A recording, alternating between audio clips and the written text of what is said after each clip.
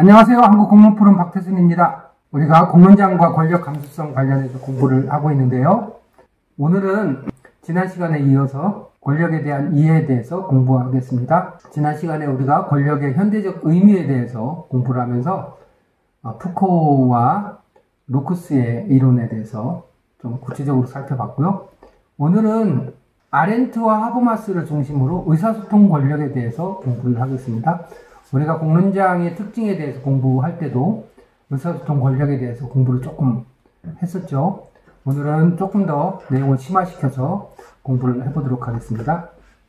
우리가 의사소통 권력에 대해서 공부를 하면서 아렌트의 권력에 대해서 먼저 공부를 하는 이유는 아렌트가 공론장과 말과 행위에 대한 중요성을 심도 있게 얘기한 첫 번째 철학자이기 때문입니다.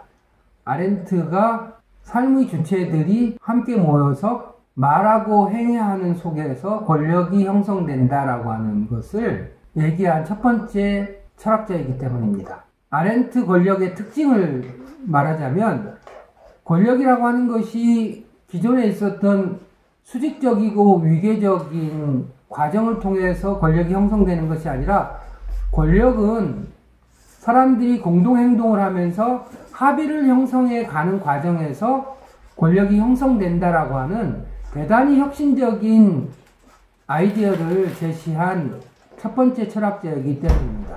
그리고 이 내용은 실제로 하버마스에게도 지대한 영향을 미치게 됩니다. 아렌트의 권력 개념에서 살펴볼 굉장히 중요한 특징은 뭐냐면 권력이라고 하는 것이 집단에서 발생한다라고 하는 것입니다. 그리고 그 집단이 어떤 목적을 추구하면서 대화를 나눌 때, 자신의 이야기를 할 때, 내러티브를 하면서 상호 이해를 기반으로 권력이 형성된다라고 하는 것을 주창하게 되고요. 이런 권력이라고 하는 개념은 기존의 강제력이나 폭력과는 다른 의미를 갖게 되는 것이죠. 즉 권력이라고 하는 것이 억압과 강제라고 하는 것보다는 합의와 협력의 결과라고 하는 것이 대단히 특징적이다, 이렇게 말씀을 드릴 수가 있습니다. 아렌트는 권력과 폭력을 구분합니다. 기존에 우리가 권력이라고 생각했던 일방적이고 권위적이고 강제와 억압이 존재하는 것은 폭력으로, 그리고 사람들이 공동행동을 통해서 합의를 도출해 가는 과정에서 만들어지는 것을 권력이라고 하는 것으로 개념 정의를 새롭게 하는 것입니다. 아렌트는 결국 권력이라고 하는 것은 공동행동을 통해서 권력이라고 하는 것이 형성되는데, 그 권력은 공론장에서 대화와 상호작용을 하는 과정에서 상호 이해를 기반으로 해서 권력이 형성되는 것이고, 권력이라고 하는 것의 원천은 정치적 공간에서 대화와 행동을 통해서 권력이 형성되는 것이다. 아렌트는 그래서 그리스 아테네의 민주주의를 항상 이렇게 빗대어 설명을 하는데요. 그 피닉스나 아크로폴리스에서 대화를 통해서 합의를 형성하는 과정에서 시민 권력이 형성됐다라고 보는 것이죠. 그리고 그것이 원래 의미의 권력이었다라고 주장을 하는 것입니다. 따라서 권력과 자유는 동전의 앞뒷면과 같은 것이죠. 공동체 내에서 공통의 과제에 대해서 참여하고 논의하면서 권력이 형성된과 동시에 그 속에서 정치적 주체로서 시민은 자유를 얻게 된다라고 하는 것입니다. 그러니까 자유라고 하는 것이 소극적 자유가 있고 적극적 자유가 있다고 얘기하잖아요. 적극적 자유라고 하는 것은 공동체의 과제에 적극적으로 참여할 때 발생하는 자유를 의미하는데, 이런 권력이 형성되는 과정이 한 주체에게는 곧 자유를 획득하는 과정이다, 자유를 실현하는 과정이다, 이렇게 얘기를 할 수가 있는 것이죠. 아렌트가 말한 권력의 의미를 정리해보면 권력을 사회적인 협력과 합의의 산물로 새롭게 해석했다라고 하는 것이고, 권력과 폭력을 구분함으로써 권력이 갖고 있는 자유로서의 의미를 새롭게 재정립했다라고 하는 것이고, 권력이라고 하는 것은 정치적 참여를 통해서 형성된다라고 하는 새로운 관점을 제시했다라고 하는 것이 아렌트 권력의 중요한 의미다, 이렇게 말씀을 드릴 수가 있겠습니다.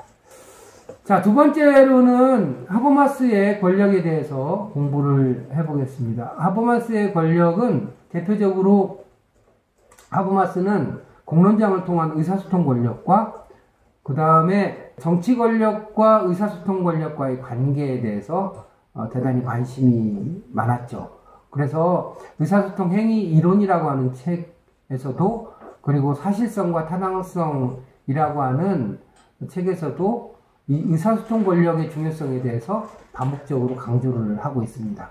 의사소통 권력의 개념을 다시 한번 살펴보면 합리적 대화와 논의를 통해서 생성되는 권력입니다. 아렌트 냄새가 나죠. 그리고 그 특징은 강제력이나 권위에 의존하지 않는다라고 하는 것이고, 상호 이해와 합의를 기반으로 권력이 형성된다라고 보는 것입니다. 이 의사소통 권력이 갖는 특징은 첫 번째는 합리성이죠.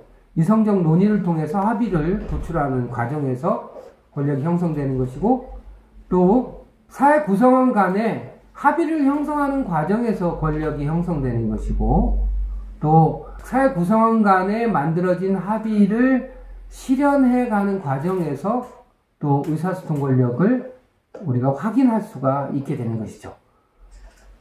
모든 사람이 자유롭게 참여할 수 있고, 참여한 사람들은 평등하게 의견을 표출하는 과정에서 형성될 수 있다라고 하는 것이 큰 특징이라고 볼 수 있습니다. 자, 아렌트의 권력 개념과 하버마스의 권력 개념은 이렇게 사람들이 함께 모여서 주어진 과제를 가지고 함께 대화하고 하면서 자신을 드러내면서 상호 이해와 공감을 통해서 공통 기반을 만드는 과정에서 권력이 형성된다라고 하는 점에 있어서는 큰 차이가 없죠.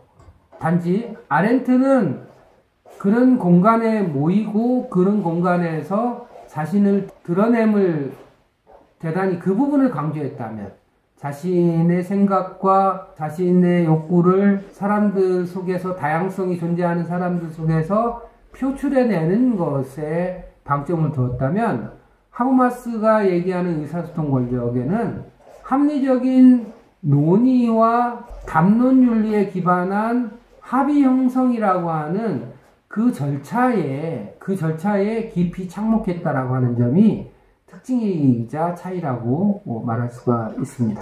이해가 잘 되셨을 것 같고요. 하버마스의 권력은 또 중요한 의미가 의사소통 권력과 민주주의하고의 관계입니다. 이거는 공론장의 특징에 대해서 말씀드릴 때도 조금 얘기를 했었는데요. 의사소통 권력은 그냥 자립적으로 끝나는 것이 아니죠. 거기서 만들어진 내용이 법과 제도로 변화해 가게 되잖아요. 그래서 권리를 획득하는 것이라고 얘기했잖아요. 그럴 때 이 의사소통 권력이라고 하는 것은 민주적 의사결정의 핵심적인 요소라고 볼 수가 있죠.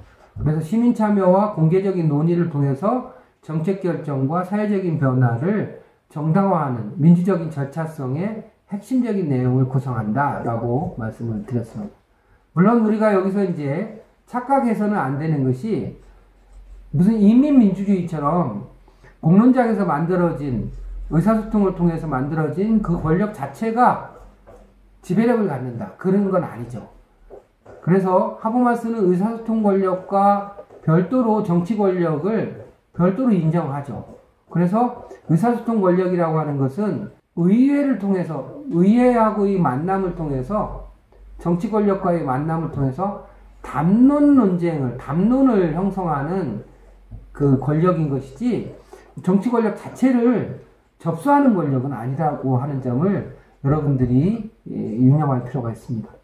현대사회에서 의사소통 권력이 갖는 중요한 의미는 뭐냐면, 특히나 인터넷과 소셜미디어 같은 것이 새로운 공론장을 형성하고 있잖아요. 그래서 정보통신 기술이 발전하면서 의사소통 양상이 이전하고는 굉장히 많이 달라졌죠. 이런 상황에서 의사소통 권력을, 즉 온라인 베이스의 디지털 세상에서 어떻게 의사소통 권력을 형성할 것이냐라고 하는 것이 우리한테 주어진 굉장히 중요한 과제라고 말씀을 드릴 수가 있습니다. 하버마스가 얘기한 의사소통 권력의 의미를 다시 한번 정리하자면, 민주주의와 사회적 실천에서 의사소통의 중요성을 강조했고요.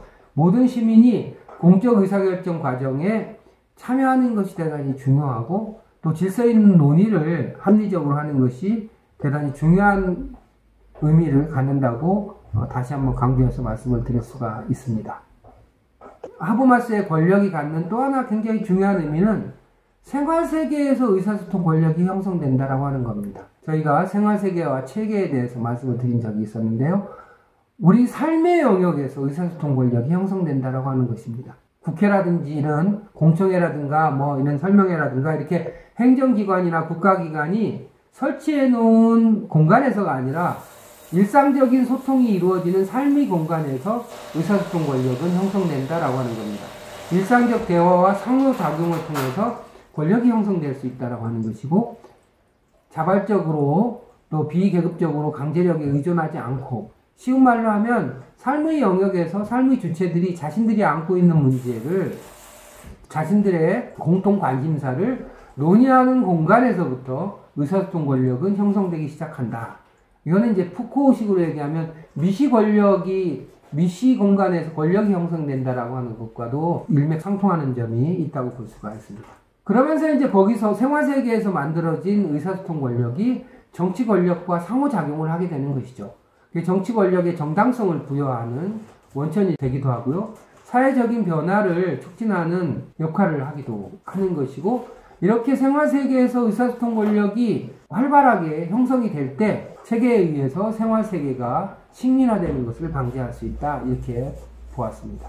이 하버마스의 의사소통 권력이라고 하는 것이 그 디지털 미디어 사회에서 어떻게 온라인 기반의 의사소통을 제대로 잘 강화해 갈 것이냐, 디지털 기술이 보편화된 이런 상황에서 의사소통 권력을 어떻게 강화하면서 정치 권력의 개입 가능성을 증가시킬 것이냐라고 하는 문제가 우리에게 남아있는 것이죠. 어떤 분들은 대단히 긍정적인 면으로, 또 어떤 분들은 대단히 우려 섞인 말씀들을 하십니다.